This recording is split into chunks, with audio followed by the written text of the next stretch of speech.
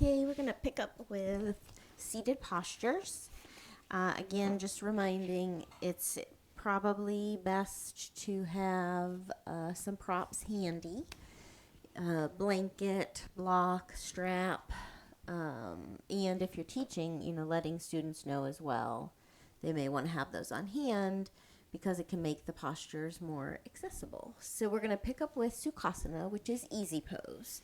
So with this, pretty much as it states, we just come into a simple, easy posture, but there is more to it, just like when we were talking about mountain pose, where you're not just coming into standing. There are some other things to think about when we're in these postures so that we can get the full benefits of them. So easy posture seems easy enough, but we want to draw awareness to how we're seated, if we're level, if we feel balanced, and our spine. So often it's easy to come into these postures and be slouching. Not only are we not getting the full benefit of the posture, but it is also affecting our quality of breathing and breath work.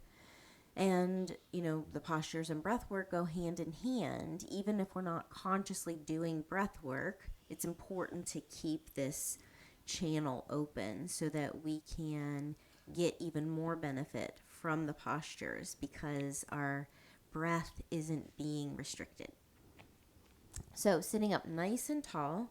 Again, those shoulder blades can draw back towards one another. You don't have to press the shoulders down, but just, opening up that chest, expanding that. Again, creating that feeling of lifting and rising. And then the hands can simply rest at the feet, on the knees, in the lap. You could do mudras here, whatever you're wanting to do. I will mention over time, though, we usually have one leg, one side of the body that we give more attention to, not consciously, it just is automatic, where we'll always use a certain hand to reach with, or we'll put a certain leg in front. And so when we come into seated, for me, I favor my right side. So the right leg goes in front a lot. It may not seem like a lot, but over time, if we're sitting in these postures always in the same way, even though it doesn't seem like, with some postures like triangle, it's obvious that we're doing one side and then we do the other. It's not as obvious with some of these other postures where it seems like it's just a kind of a neutral posture and there isn't one side versus the other, but there is. So over time, when we're always coming into it with that same leg in front, it little by little can start to put the pelvis out of alignment. And then over time, then we're like, well, I don't understand. I've done this posture this way all the time. I've never experienced a problem. But over time, then it might not feel as comfortable when we're sitting here, or even just doing our normal day-to-day activities. We start to feel little tweaks in the body, and we're not sure where they came from. And it could be something as simple as this, that we're always putting this leg in front, so we need to consciously make sure that we switch it up. If you don't do it right then, where you spend some time in Sukhasana with right leg in front and then you switch left leg in front, at least try to be aware of it so that the next time you practice, you put the other leg in front so that you are keeping the body in balance and alignment. So I know you don't think about that, but it really, that little bit can make a huge difference in your practice and in how you feel in general. The book shows you there are other things you can do. With the arms, you could raise them overhead. You could do a lot here. A lot of times we start to do breathing practices in this posture. So, play with it, change it up. It doesn't have to just be a basic Sukhasana pose. It can be if you want, but it doesn't always have to be. And then, of course, you can use props. So I mentioned before, sometimes that pelvic bowl is tilted in a way that, for a lot of us, seated postures feel nice. But for many, they actually are very uncomfortable, and people aren't sure why. And it could be that their pelvic bowl is tilted in a way that when they're seated, it's uncomfortable and then puts the low back in a awkward position, almost feels like there's pressure. So what you want to do is you want to elevate the hips, and just come on to a folded blanket towards the edge. You don't want to be all the way back because you're still then doing that same thing.